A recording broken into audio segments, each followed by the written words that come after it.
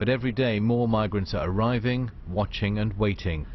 Now there are an estimated 1,300 in the town, leading the mayor of Calais to threaten to blockade the port unless Britain and the rest of Europe do more to help solve the problem. Ben Ando, BBC News.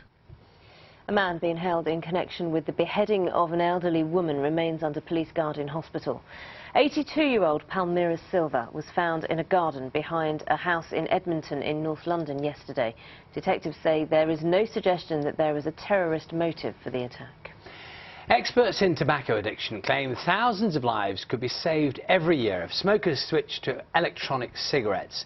Last month, the World Health Organization recommended banning the use of e-cigarettes indoors, but researchers behind a study by University College London urged the government on people with assets of more than £3 million. Let's talk about this with our political correspondent Chris Mason, who's there this morning. Chris, good morning. The Green Party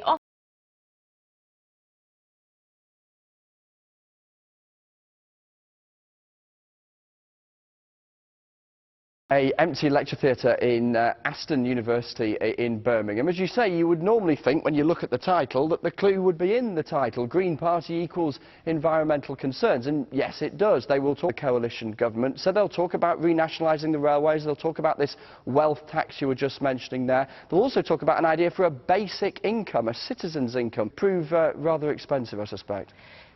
Chris, thanks very much. We're going to speak to the leader of the Green Party, that's Natalie Bennett. She'll be joining us around 7:20. Tribute.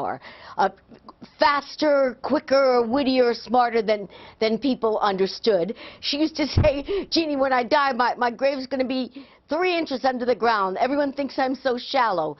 But she wasn't shallow. She was up with the news, up with the times. 8 o'clock had been a staple of weekday afternoons for 32 years, and now the television quiz show Countdown has been added to the record books.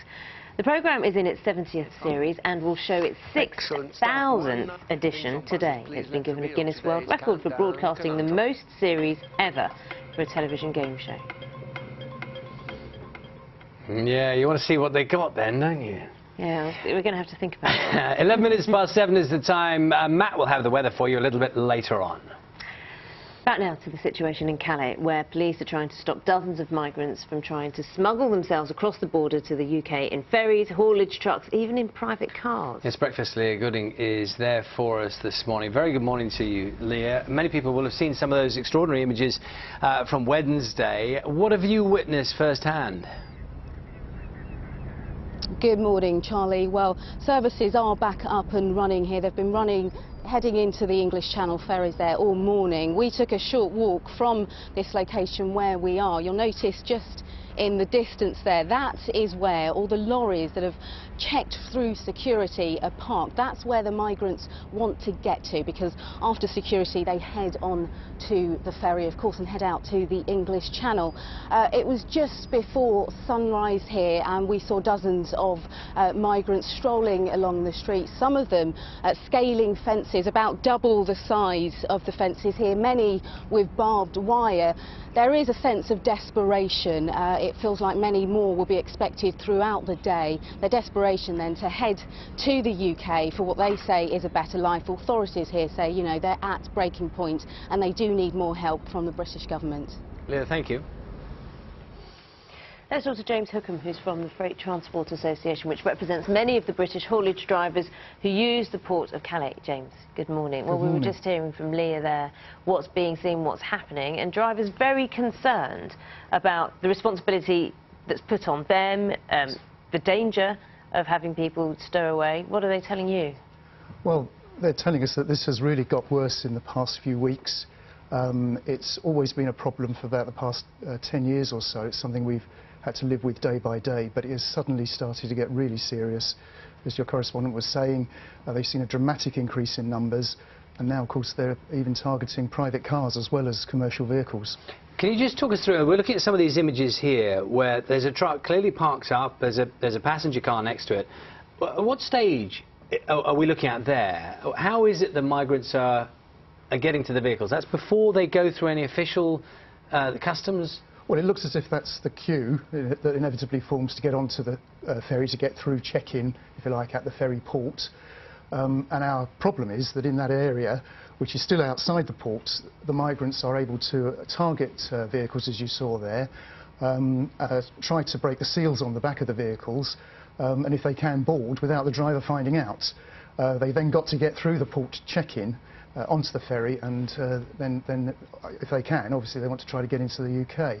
What we need the French authorities to do is to stop them getting to those port gates and somehow deal with that problem so that these people are not putting the kind of intimidation and pressure on not just commercial vehicle drivers but everybody in that queue. You say they then go through a check after this stage. So why are these people not found in the back of lorries? How easy is it to hide? Because not every vehicle will be searched. There will be customary checking of tickets. Not every vehicle can be searched. That would bring the port to a halt if every vehicle were going to be turned out and emptied. So they're hoping that the statistics say that some will inevitably get through, and the more that try, inevitably, the more are going to succeed. So this is a real security issue for both the British and the French governments. I wrote to the Mayor of Calais yesterday sympathising with her predicament, because this is simply not being taken seriously by national governments. Where does the responsibility lie? I mean, you must have had drivers who come back to the UK and found people in their trucks. Well, I mean, are they liable in some way? How does the law work in relation to that? Well, this has been the big concern of truck drivers, because they are deemed to be guilty of people trafficking, and a fine of £2,000 is imposed for every single immigrant that is found on board on landing in the UK. So if you've got 10 immigrants in the back of your truck, that's a £20,000 fine. That's almost what truck drivers are going to be getting paid in a year. But presumably that gets complicated because of the suggestion that it's possible a driver could be complicit, which is why the fines would exist and why that situation is as it is. Well, that's the presumption, isn't it? And that's what the government, when it introduced these fines 10 years ago or so, made the assumption about. But looking at your film there and people's everyday experience to try and get through the port of Calais, and indeed the individual you were talking to earlier, this isn't organised trafficking. This is just people going about their everyday lives being the victims of what is almost a chaos situation in Calais. Are drivers trying to avoid Calais now? They are, and they will do if they can, but there's not a lot of option. Calais is the major crossing point from France to the UK. We're just going into the Christmas trading season, peak season for movements onto the UK. So there's a lot of produce, a lot of goods coming into the UK over the next few weeks. Really important time. Our government, the French government, need to get to grips with this. OK. James Hookham from the Freight Transport Association, thank you. Let's see, time now, 16 minutes past 7. You're watching Breakfast from BBC News. A reminder of our main stories. As NATO leaders meet for a second day of talks at their summit in Newport, the President of Ukraine says a deal to stop the fighting with pro-Russian rebels could be reached today. More migrants, as you've been hearing, have been attempting to cross the border to Britain through Calais this morning, despite police reinforcements being sent to the French port. Let's take a look at the weather for you this morning. Matt's out and about for us today in a rather dramatic location.